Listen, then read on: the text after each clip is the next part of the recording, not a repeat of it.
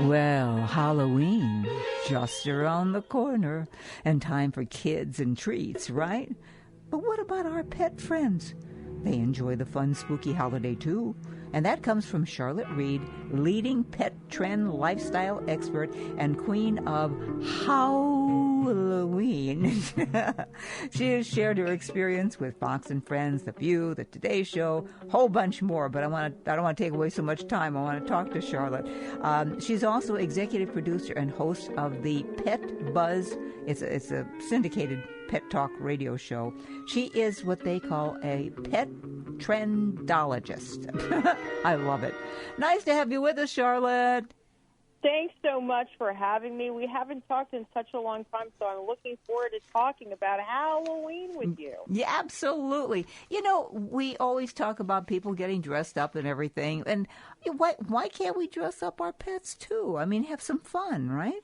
Well, we can, and actually, according to the National Retail Federation, pet parents are spending this year about $710 million on pet costumes. No.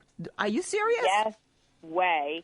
Wow. And even costumes are coming back to pre-pandemic, levels. I mean, the last 2 or 3 years, we really haven't done a lot of trick-or-treating, done a lot of costume contests, done a lot of parties, and it seems like they're anticipating, things are going back. The problem with that is that we're experiencing not only inflation, but we're experiencing petflation. So we'll end up having, to think about, can we afford new costumes? I mean, costume prices have risen about 20%. Wow.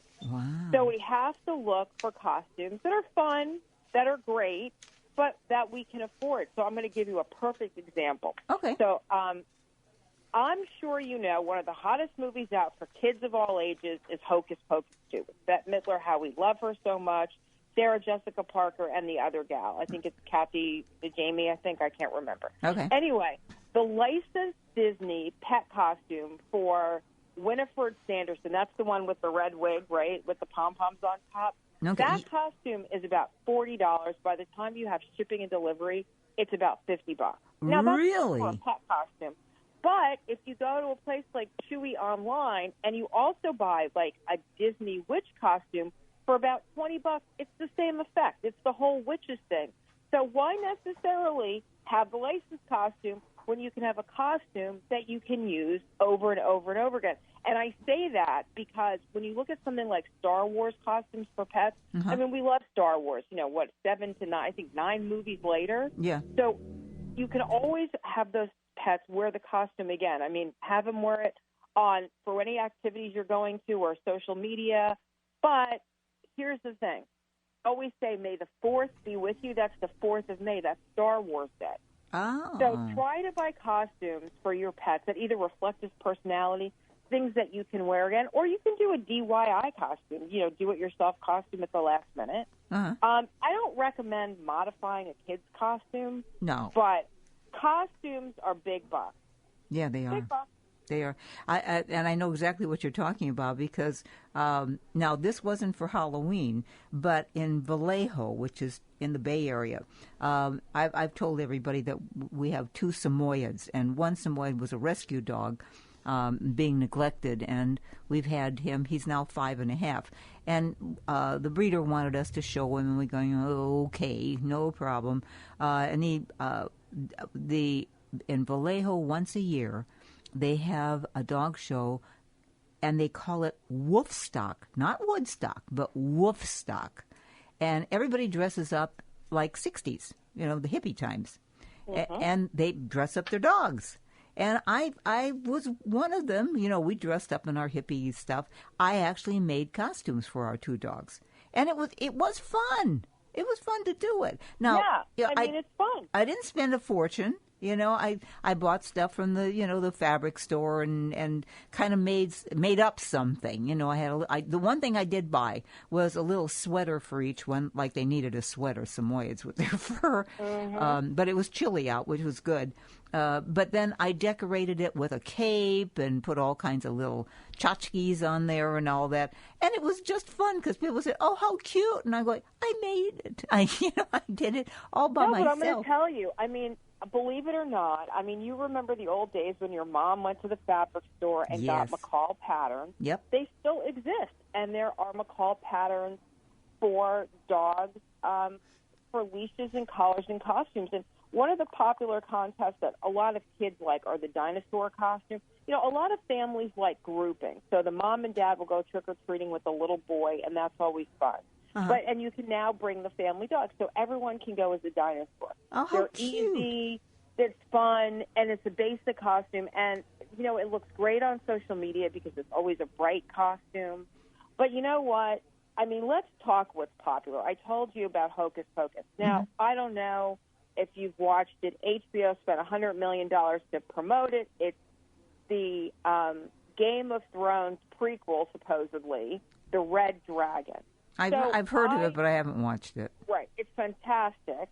I'm not going to dye my hair ice blonde like Megan Fox, but I actually thought about it for a hot second last night. I bought some. It took me a long time to find red dragon wings, and I paid a lot for them, but I paid for them because, obviously I'm doing TV segments. I want to show.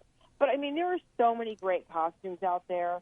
And, really, a lot of people, and since, it was used to be all the millennials were online shopping, but since COVID, everybody's online shopping. Oh, yeah. So going to these online retailers is a lot easier than than going to the store with your dog. And I always say if you do go to the store, be considerate. Make sure he's clean before you start trying on costumes. That's even if they let you. Yeah. But the great thing about online is they come very quickly. And it's not too late. You still have time to get a costume for Halloween or for that local pet parade. But Absolutely. The one thing I always say to people, especially at this late date, when you go online, now some retailers, I know this from personal experience a few weeks ago, some retailers do not update their website. Oh.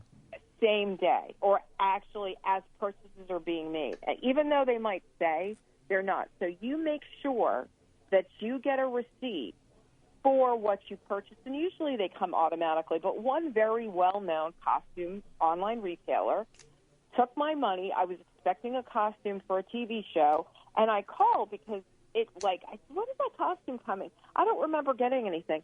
So I ended up calling them, and they said, I don't even see it in, quote, their bin system. Well, it turned out they were sold out. They never notified me. So make sure you get a receipt if you do buy a costume online. And, a lot of times, if it's your first Halloween with your pet, don't go crazy. Buy something simple like a pumpkin or a bee. Those are the kind of costumes that can last for a long time, and especially if you have kids, buy something fun. I'll give you an example. Okay. So last year, I did a show in Phoenix, and I do a CBS Sunday morning family-friendly show. So because it's family-friendly, I didn't show spooky or scary costumes. But in the fall now, it's butterfly season in Phoenix, so there's lots of butterflies all over the place. So one of the costumes that I had my dog wear was a butterfly costume. Aww. So think about a little girl out like a fairy princess with her dog dressed as a butterfly. So, it doesn't have to be scary, or, it could reflect, your dog's personality. Some people have one of the prison outfits on their dogs that's black and white checked outfit. Yeah. Or, he's kind of got your dog's got some swagger in the dog park. Uh-huh. They might put a cowboy costume on him. Last year, my puppy church, he's one now, he went, a few years ago, he had a cowboy costume on. Oh. And the reason I did it is because the number one song was Old Town Road with Little Nas X and Billy Ray Cyrus. And that song, everybody was singing it. They were all on TikTok doing the videos. So I always say have fun with it. But, that's great if you're going to a costume contest or taking pictures of social. Now, Mary Jane, some pets do not like costumes. I was just going to ask, what if they, they just shake them off? What do I do? Exactly. So I always say don't force them. If if it's a bandana is fine, a bandana is great. A themed leash and collar. I mean, I bought some leashes and collars with pumpkins on them at TJ Maxx. Mm-hmm. Fuzzy Yard or something like that. It's an Australian company. I always buy them. I always pray when I look through them at TJ Maxx or Marshall's. They have 4 of them for my 4 dogs. But really, here's the big thing with Halloween. I mean, after the costumes, it's the stress. It is the holiday hubbub and the door opening and closing and your dog or cat getting freaked out or possibly what I call door dash. So what I normally recommend is, especially with the cat, keep the cat away from the door. Yeah. So make a retreat for your dog or cat, a room where they can go and they can have water and play toys, leave the TV on so they have some noise. I always, we do trick-or-treat here early from about 4:30 to 6:30, and then after that we turn all the lights down. Oh, really? Okay. Right, because the kids come earlier, and the parents don't want to go out late. But really, for a calming pet, or a lot of people don't realize about 75% of dogs suffer from anxiety. So one of the things, coupled with Halloween, it always makes them crazy. So the retreat works well, but I always give them a little something to cut the edge off, and I use these Tebra brand. They're called Vitality. That's Vitality shoes, and I like them because they've got ingredients that you recognize: L-tryptophan, chamomile, melatonin. It really cuts the edge off and just kind of restores them to emotional balance. I keep them in my arsenal of holiday. My arsenal of holiday products, what I need to get me through January 2nd. And they're turkey, and the dogs like them. You put it out, let the dog sniff it for the pheromone product, give it to them. The other thing I always like is I like the dogs to have chews and treats. Now, you know this. Pet parents love natural treats. And what I mean by natural is, made and sourced in the U.S., that's fine. But also they like a lot of chew toys, and a lot of people don't realize that chewing also is great for exercise. It relieves anxiety. It's not necessarily about chewing up your shoes. They do that because they're nervous and those shoes smell like you. Yeah. So one company I really like, I like their treats. They're made and sourced in the U.S. It's called Loving Pet Products. Okay. I always say they're my Jersey boys because the company's based in Jersey. Okay. And what they did, which I think this is like my favorite treat for the year, is they make alternative treats to antlers, pig ears, and bully sticks. And they use 3D printing to craft these: chicken for the antlers, pork for the bully sticks, and pork for the pig ears. Now, they're really not. They're an alternative. They look just like the antlers, the bully sticks, and the pig ears, but they're a lot safer. A lot of people don't realize those treats, even though dogs love them, they smell nasty. You know what I mean? Yeah. Nasty for us, but the dogs think they're great. People don't realize that antlers can break teeth, and they can split and cause enormous vet bills. And with the way prices are, the prices at veterinarian office are skyrocketing, just like food, just like gas, just like everything else. So these treats are chewable and they're safe, and they also help the dog relieve that nervous tension from the doorbell and the treats and the talking and the strangers coming. So I think that's a good thing. What about, like, greenies? Are those good? Greenies are good. With any treat, it's important to buy the appropriate size. So greenies comes in a variety of sizes. Make sure if you have a small dog, you give him a small treat. You don't want a big dog like a Samoyed to have a toy dog treat because he might choke on it. Oh, exactly. So greenies are great, and greenies are also great for your teeth. They were like one of the first dental treats out there. The other thing that I always think is fun is I look around my house as I'm talking to you. So I'm a crazy decorator, okay? I have to decorate for all the holidays and the seasons, and I'm sitting on the couch that has these big spider pillows, and there are pillows all over my living room. It's one fast way I can kind of celebrate the season. But I do the same thing for my dogs. So they have little Halloween sweaters, and they have, I don't know, I'm sure you've seen this when you go to TJ Maxx or Marshall's, those Ray Dunn bowls. I don't really love the products, but I love her dog bowls. So the dogs have the dog bowls, and I have the leashes and the collars. And then for toys, I also got, now this is, I think, a fun gift for a dog, a god dog, a grandparent can give it to their daughter or son for their grand dog. But Chewy's makes these haunted tale gift boxes. And what I like about them is everything's so subscription these days. They're not subscription. There's one for cats, one for dogs. Uh-huh. They're not very expensive. And they're full of toys and treats and things like that. So that's another fun way to celebrate the holiday. Yeah, absolutely. With your dog. Yeah. And like I said, you may not want to go to a pet parade, but I always say show your love, especially since National Cat Day is coming up. Mm-hmm. And there are costumes for cats, too, and guinea pigs. And they've got leashes and collars for cats, too. You can walk them. Yes, and harnesses. Yes. So just show your love for your cat. Put a picture up in a Halloween costume on National Cat Day. Or save it until, Halloween night. But just have fun. Watch your dollars and cents. But really just enjoy the holiday with your pet. And that's really what it's all about. Yeah, it's the idea of, using a little bit of creative imagination, too. And sometimes you can, I'm not taking away from the business of places where they have costumes, etc., but you can get ideas from those that are fancy made and make something a little more simple, and it's not going to cost you as much. Well, it's funny that you say that because the people who generally, like New York is the battleground for the big, used to be the Tompkins Square Park Parade. It's a huge battleground for that event. And you should see people dress up their pet and they dress up their dog. These are people who have been working on costumes since July. Wow. And they come. If the dog is dressed like a little pharaoh, then, then his owner is dressed like Cleopatra. Oh. If the owner is dressed like a monster, the dog is in a homemade. I mean, I have a friend who's won the costume contest a few years in a row. But, I mean, there's so much work. And, or I think one year he went as the dog went as Elvis, and he went as, I don't remember Tom Hanks' character in the movie, but you know what I'm talking about. Oh.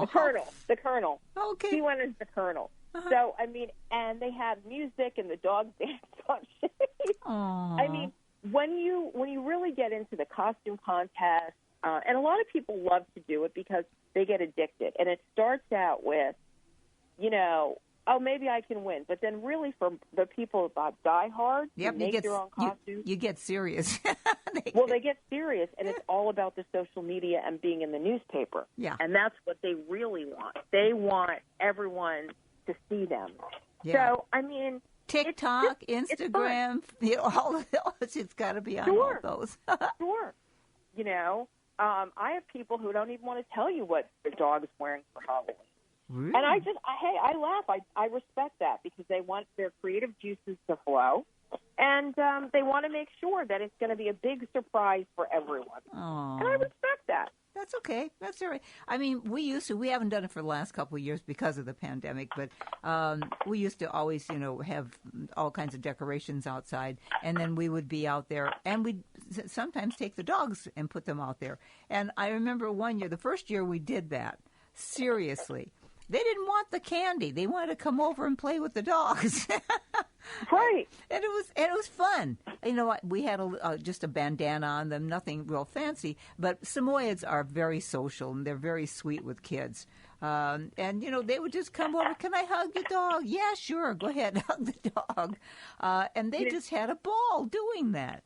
But, it just goes to show you that Halloween is an American tradition. Yes. That it can, we can enjoy it from generation to generation. Now, maybe today we don't see as many people who have kids, but they have dogs. So they can still enjoy the holiday by dressing up. It's like Christmas pictures for Santa. Remember that? Absolutely. You used to go, get your picture taken, have your kids' picture taken.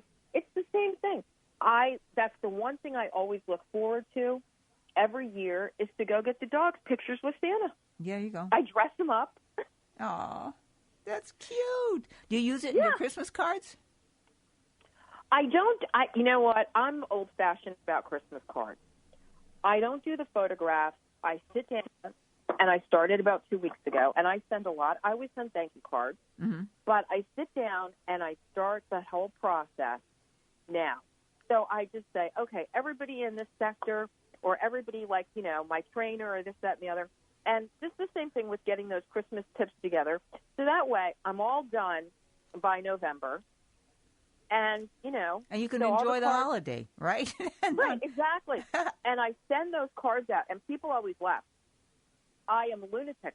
Those cards go to the post office on Friday after Thanksgiving. Good for you. Good for you. We basically do that, too. Sometimes on Thanksgiving Day, if we don't have a whole lot of company, we start the cards and start sending them out that weekend. Why not? Yeah, and, people appreciate it. And I always get excited when people say, the first card I got was from you. Yeah. Yeah. I've got a couple of cousins. We got your card. You were the first one. I'm going, yep. We sure were. So, again, it's a matter of fun. I mean, we sometimes when we used to do the door thing instead of putting all the stuff outside, we'd always have the dogs with us because we know they're gentle. I mean, if you have dogs that are very nervous and they're nippery, they nip things. No, don't do that because especially if you have big dogs, because ours are not huge, but they're a good size, 65 pounds. That's a lot for a dog. And especially when the little ones would come up on the stoop, they're like nose to nose, because they're little people. But they would go, is it okay? Yeah, fine, you can touch the doggy. And the dogs loved it. They got used to doing that every year. And at they knew it was Halloween because they could park at the door and wait for the door to open to see people. They loved it. But you have to know your dog too. Yeah, cat. You do, and that's really important. And it's one of the reasons I always say, you never know. You have to know your dog, but I'm always surprised that, I have 4 dogs. I would never expect in a million years they would bite anybody. I just wouldn't. But taking that into consideration, I have dog bite insurance, just in case. Yeah. The average dog bite claim is like $23,000. Whoa. I know. Think about the person who gets bit, and maybe they need a plastic surgeon, and maybe they can't go to work because of the pain and suffering. Yeah. That can... So all of those things, if you're going to be going to big events, you have to take that stuff into consideration. Yeah, you know what I mean? Yeah, you're absolutely right. And actually, you should think about that even before you get a dog. Know about the breed, know about their tendencies. There's still a certain amount of personality in each dog that's going to be a little bit different. But you can get a general idea. There are some dogs that really you have to be careful. Absolutely. And a lot of people, it's funny, because a lot of people want to buy a French Bulldog. Yeah. Oh, okay? Yeah. They think it's a great dog. Well, you know what? The price of French Bulldogs is astronomical. Yes. They're not necessarily, they can be really stubborn when it comes to training. Mm-hmm. They might not necessarily be for a first-time dog owner. Yep. And a lot of them, because of their snub nose and because they're bred for a certain distinct look, have a lot of difficult problems breathing. Yes. And thus, that means they're more vet-built, and some of them have skin problems. So, and now the newest thing is kidnapping, and they're one of the prime victims for getting kidnapped. Really? So, yeah. That's a whole other interview we could do together. Yeah, no kidding. I just wrote something for Dogster about, and it's happening all over the country. There was just a case in Irvine, California, where somebody ran in, left the dog in the car with the window open a little bit. Someone stole the dog, called them back up and said, hey, my roommate came home with the dog. I think he might have borrowed the dog, but the tag's on it. Can you give me a reward? So, I mean, these you just look up, and it's generally, and it's not only happening with pet owners, where people might be walking their dog and they pull a gun on you. Yo. It's happening with breeders. And you know how it is. Breeders always want, and you know how, because you have Samoyeds. Every expert, every book will tell you, go meet the breeder in her home and see the dog. Yes. Breeders are so terrified now of having strangers in their home. Oh. They're doing Zoom interviews. I mean, it's crazy what's going on. I had one breeder, if you fly into town for her well-desired dog, she has a large piece of property, you have to tell her what the make and model of the car is, okay? Yeah. And the license plate. And if you get, let's say you think you're going to get one car, and at the last minute, sometimes you rent a car, it switches out. She won't let you in. I'll be darned. Oh. I mean, some of them, one breeder, a very reputable breeder down in Louisiana, Patty Sosa, tells people she's got security cameras and she has a guard dog. Excellent. While you're sitting there interviewing and playing with her puppies. And the same thing with stores. It's happening all over. I mean, it's crazy what's going on in the dog world. Yeah. From petflation to dog napping and everything in between.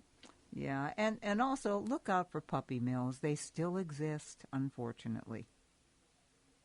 Don't you think? It's true. And, look, you can have any kind of dog you want. I know you and I have purebred dogs, had rescues over the years. Yeah, same thing. We've adopted pets from local shelters. I support local shelters. Just yesterday, I cleaning out my studio. I must have donated about $5,000 worth of goods to our local humane society with bones and treats and dog food and litter and all kinds of things. Anyway, but what I have a problem with is not only puppy mills when we think of these broken down places in the Midwest somewhere, but I also think of poor backyard breeders who are trying to make a buck. I also think of commercial breeders who a lot of times sell to pet stores. Yeah. So be careful. And you know what? We're running out of time. I want to make sure. No problem. How do they find Charlotte Reed? Sure. You can go to the petbuzz.com website. Okay. You can, go on to SoundCloud, Spotify, or Google, listen to my show.